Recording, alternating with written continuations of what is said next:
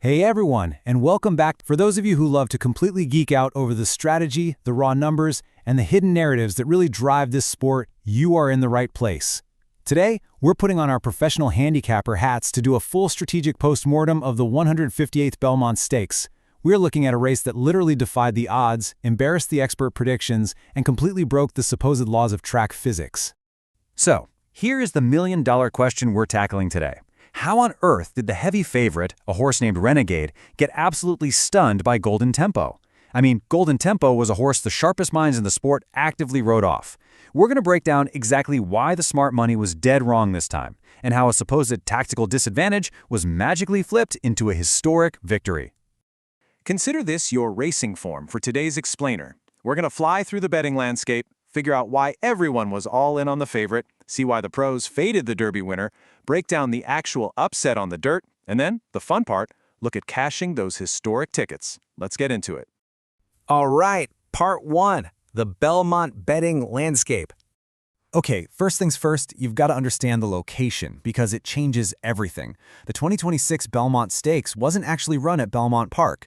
Because of the demolition and rebuilding over at its traditional home in New York, the race was moved up to the historic Saratoga Race Course. And because of Saratoga's track layout, the race distance was actually shortened. It went from its grueling traditional 1.5 miles down to 1.25 miles. Now, if you're a handicapper, you know a shorter track completely flips the pace dynamics of a race on its head. With those super unique conditions in place, the public and the odds makers made their hierarchy pretty clear. Out of the 9-horse field, starting from post number 4, Renegade sat as the heavy 2-to-1 morning line favorite. Chief Wallaby was next at 3-to-1. And then, sitting all the way down at 9-2 was Golden Tempo, starting from the outside in post 9. Just think about that for a second. Golden Tempo had literally just won the Kentucky Derby 5 weeks prior. It is incredibly rare to see a Derby winner sitting all the way down at 9-2 in the Belmont, but man. Moving right along to section 2, analyzing the heavy favorite. So why Renegade? Well, look at his resume. It's the absolute definition of safety. The Todd Pletcher-trained horse had a flawless track record, literally never finishing worse than 3rd in his 6 career starts, and that includes a razor-thin second-place finish at the Derby. Now, contrast that with Golden Tempo, who is this wild, last-to-first runner who had just skipped the middle jewel of the Triple Crown, the Preakness, entirely. Renegade was the safe, calculated bet. Golden Tempo just felt like lightning that couldn't possibly strike twice. Which brings us to section 3. Let's look at why the pros were doubting the Derby winner. You know, to really get why the experts faded him, you have to understand Golden Tempo's running style. He is a deep closer. So what's that mean? It's a horse that intentionally runs way at the back of the pack. But here is the critical part, okay? A deep closer desperately relies on a super fast early pace set by the horses up front.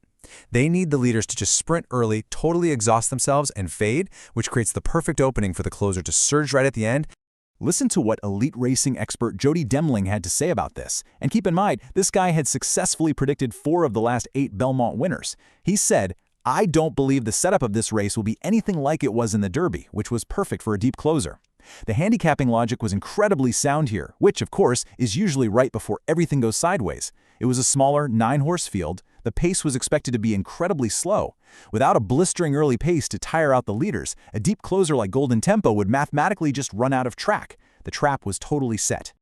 But hey, they don't run these races on paper, right? Section 4, Autopsy of the Upset. Let's see how that trap got broken. Out of the gate, it honestly looked like the experts had nailed it.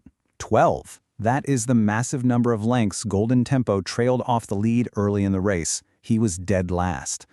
The pace up front was just crawling, exactly as everybody predicted. And by all conventional handicapping metrics, being 12 lengths back in a slow race on a shortened track, yeah, that's an absolute death sentence. So how in the world do you overcome a mathematical impossibility with an absolute masterclass in the saddle? Jockey Jose Ortiz executed a brilliant strategy against the favorite, Renegade, who, in a crazy twist, happened to be ridden by his older brother, Rod Ortiz. Jose's strategy was so beautifully patient. Step 1, just shadow the favorite.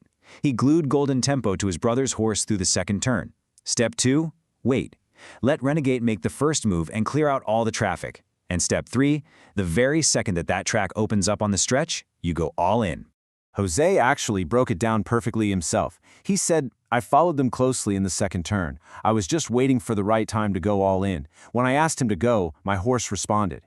It was a brilliant on-the-fly adjustment to the slow 203.49 pace that was supposed to doom them. Instead of waiting for the pace to tire the leaders out, Ortiz relied on getting a perfect slipstream trip right behind the favorite, exploding into the opening and slingshotting past him at the exact right millisecond. Incredible. And look at the final result, an absolute tactical masterpiece. Golden Tempo surges to first, holding off Commandment by a length and a quarter. And the 2-1 heavy favorite, Renegade, the safe horse with a flawless resume that all the smart money backed, is left sitting in third place. Golden Tempo didn't just squeak by, he totally dominated a race profile that was actively stacked against his running style. Finally, Section 5, cashing historic tickets. Let's look at the aftermath. Let me tell you, when you fade the professional consensus, the rewards can be massive. For the bettors who trusted the Derby winner despite that pace setup, the payouts were beautiful. Golden Tempo paid a stunning $14 on a $2 win ticket, $7.32 to place, and $3.88 to show. It's just a fantastic reminder to any handicapper out there that while track setup and pace are obviously critical, the sheer will of a horse and the split-second decisions of a jockey can blow up literally any algorithm. But you know, the history made here went way beyond the betting window. With this victory, trainer Cherie Devaux became the first woman in history to win multiple Triple Crown races. Just 5 weeks prior, she broke the glass ceiling by becoming the first female trainer to ever win the Kentucky Derby.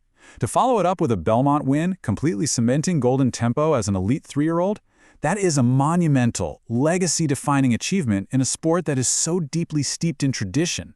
There was also a really emotional core to this victory. After the race, co-owner Vinny Viola dedicated this historic upset to his late friend Dominic DePrisco, who had actually just passed away a few days before the race.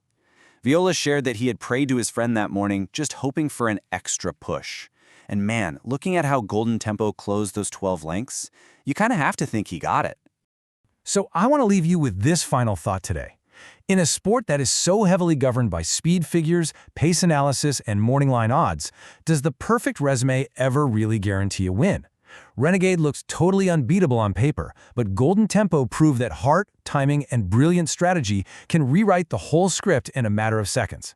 Thanks so much for diving into the numbers and the dirt with me on this explainer.